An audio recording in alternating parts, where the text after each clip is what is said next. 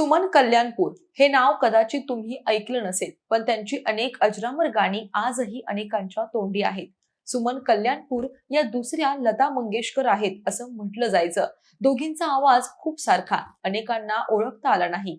कधी कधी तर लोकांना वाटायचं की लताजींनी गायलेलं गाणं खरं तर सुमन यांनीच गायलंय. स्वतः लता मंगेशकर यांचा आवाज थोडा बारीक होता आणि त्या आवाजाला एक धार सुद्धा होती. त्यांच्या आवाजाचा व्हॉल्यूम कमी होता. असे असून सुद्धा तो अत्यंत कर्णमधुर होता. तर सुमन कल्याणपूर यांचा आवाज थोडा जाड होता, पण टोन मात्र दीदींसारखाच होता. त्यामुळे बऱ्याचदा श्रोत्यांना तो दीदींचाच आवाज वाटायचा. लता मंगेशकर मराठी माणसासाठी अतिशय अभिमानास्पद अशा गायिका, ज्या गायिकेला लोक साक्षात सरस्वती म्हणत. 50च्या दशकातला हा काळ लता मंगेशकर यांचा सुवर्ण काळ म्हणता येईल. त्या तरुण होत्या, त्यावेळी जबरदस्त गाणी बनत होती. तेव्हाचे संगीतकार रागावर आधारित चाली बनवत असल्यामुळं लता मंगेशकर यांच्यासारख्या शास्त्रीय संगीताचं शिक्षण झालेल्या गायिकेला ते सोपं होतं. शिवाय तेव्हाची नूरजहान सारखी सुपरस्टार सिंगर ही पाकिस्तानला निघून गेली होती, त्यामुळं स्पर्धा देखील तेवढी नव्हती. लता दीदींचा आवाज देखील देशभरातल्या प्रेक्षकांना साथ घालत होता. प्रत्येक सिनेमात प्रत्येक गाण्याला लता मंगेशकर यांचा आवाज हवा असा हट्टच निर्माते धरू लागले. लता दीदींच्या आवाजाच्या जोरावर फक्त गाणीच नाही तर सिनेमा देखील हिट होत होते. पण प्रत्येक सिनेमात गाणे दीदींना शक्य नव्हते. अशा वेळी ऑप्शन पुढे आला सुमन कल्याणपूर यांचा. जी गाणी लता दीदी गात नाहीत ती गाणी त्यांच्यासारखाच आवाज असणाऱ्या सुमन कल्याणपूर यांना मिळू लागला. काही निर्मात्यांना लता दीदींचे मानधन मोठे असल्यामुळे त्यांना गायला लावणं परवडत नव्हतं. ही सगळी गाणी सुमन यांना मिळाली.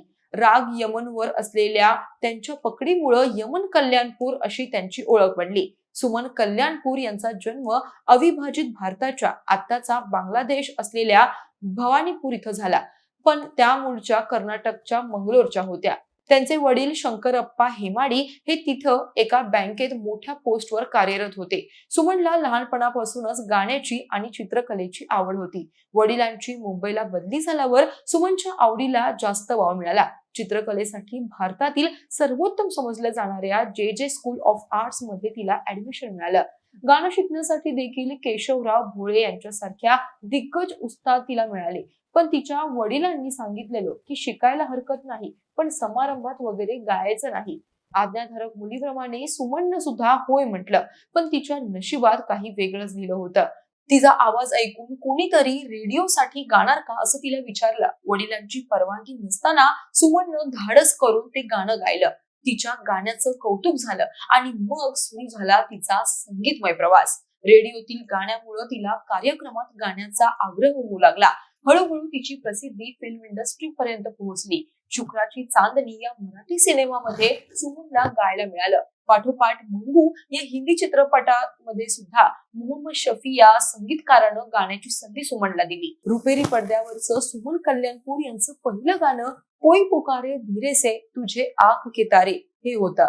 या गाण्यानं रसिकांना त्यांच्या आवाजाची भुरळच पाडली. पुढे जेव्हा ज्येष्ठ गायक तलत महमूद यांच्या बरोबर दरवाजा सिनेमामध्ये सुमन कल्याणपूर यांनी ड्युएट गायलं, त्यानंतर त्यांचं आयुष्यच बदलून गेलं. त्यांच्या नावाची चर्चा सर्वत्र होऊ लागली. लग्नापूर्वी सुमन यांनी अनेक गाणी गायली. मराठी संगीत सृष्टीत त्यांचं पदार्पण महान कवी ग दि माडगुळकर यांच्या गीतानं झालं. त्यानंतर त्यांनी कधीच मागे वळून पाहिलं नाही. निंबोणीच्या झाडामागे, केशवा माधवा, अरे संसार संसार, केतकीच्या बनी, तिथं नाचला मोर आणि रिमझिम झरती श्रावणधारा यांसारखी एकापेक्षा एक अजरामर भावगीते आणि भक्तिगीते त्यांनी गायली होती. आजही महाराष्ट्रातील कानाकोपऱ्यात ही गाणी आवर्जून ऐकली जातात.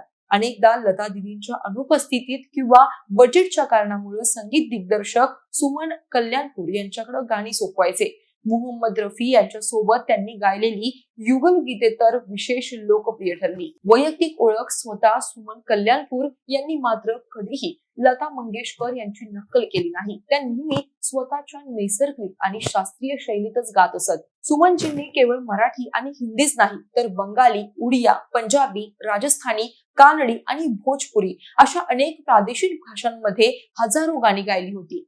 गझल, ठुमरी आणि भक्तिगीते गाण्यात त्यांना विशेष ओढ होती.